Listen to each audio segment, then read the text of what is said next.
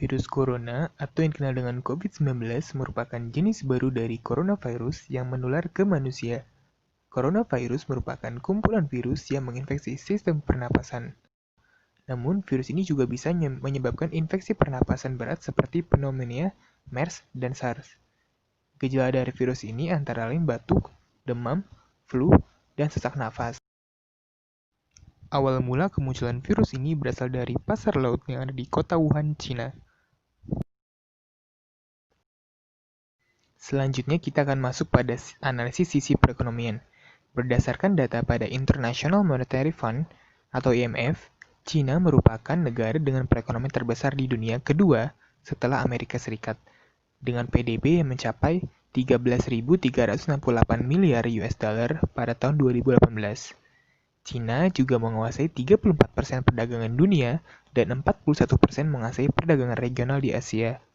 Hal ini menjadikan Cina sebagai negara dengan perekonomian yang kuat dan berpengaruh bagi perekonomian negara lain.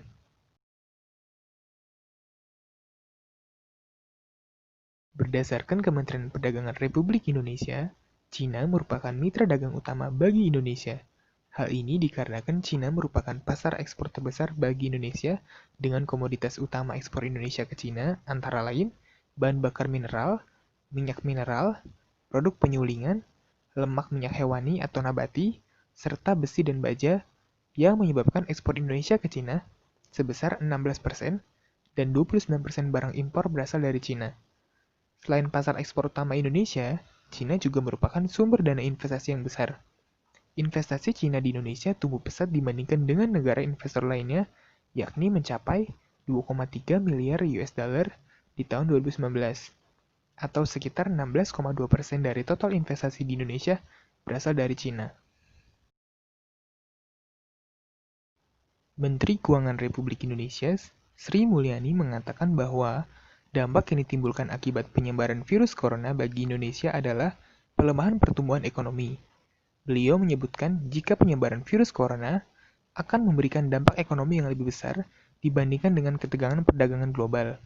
Hal ini dikarenakan virus ini menghantam berbagai lini ekonomi, baik dari sisi industri, perdagangan, investasi, dan pariwisata. Badan Pusat Statistik Indonesia mencatat terjadi penurunan tajam pada sektor migas dan non-migas yang merosot hingga 12,07%. Hal ini dapat terjadi karena Cina merupakan pengimpor minyak mentah terbesar dari Indonesia. Dari sisi impor juga terjadi penurunan sebesar 2,71% yang disumbang turunnya transaksi komoditas buah-buahan. Kepala Badan Pengkajian dan Pengembangan Perdagangan Kementerian Perdagangan memperkirakan pertumbuhan ekonomi Indonesia akan mengalami perlambatan sekitar 0,23% jika perekonomian Cina melemah 1% akibat wabah virus corona. Selain dari sektor perdagangan, sektor pariwisata juga mengalami guncangan yang besar. Perhimpunan Hotel dan Restoran Indonesia atau PHRI mengatakan dampak penyebaran virus corona dirasakan oleh pengusaha hotel, restoran, dan maskapai penerbangan yang memiliki pangsa dan nilai investasi yang masif. Anjloknya okupansi hotel hingga angka 40% membawa dampak yang cukup besar bagi keberlangsungan bisnis hotel. Pasalnya, hotel memiliki karyawan dan properti dalam jumlah yang besar. Beberapa hotel di Batam dan Bali meminta karyawannya untuk cuti di saat permintaannya sepi.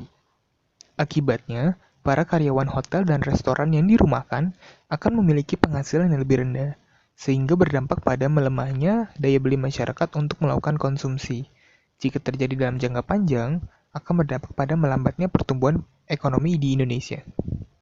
Berdasarkan data pada Badan Pusat Statistik tahun 2017 yang diolah, jumlah wisatawan mancanegara ke Indonesia terbesar adalah berasal dari negara Cina sebesar 2.455.721 jiwa.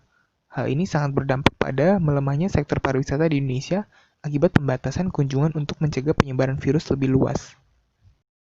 Ditambah lagi, penyebaran virus corona juga berdampak pada sektor usaha mikro, kecil, dan menengah atau UMKM.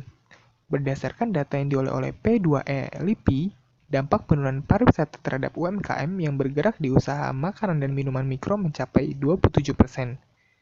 Dan terhadap usaha kerajinan dari kayu dan rotan mencapai 17,03%. Sementara itu, konsumsi rumah tangga juga akan menurun hingga 0,8%. Padahal yang kita tahu bahwa UMKM memegang peran penting dalam struktur perekonomian Indonesia. Berdasarkan data pada Bank Indonesia, tahun 2016 sektor UMKM mendominasi 99,9% unit bisnis di Indonesia dan mampu menyerap tenaga kerja sebanyak 87%. Virus corona menyebabkan kekhawatiran masyarakat yang berdampak pada terganggunya pasokan barang dan permintaan konsumen turun lebih besar dari estimasi, sehingga menyebabkan performa industri atau perusahaan akan menurun yang menyebabkan indeks harga saham gabungan juga akan ikut menurun.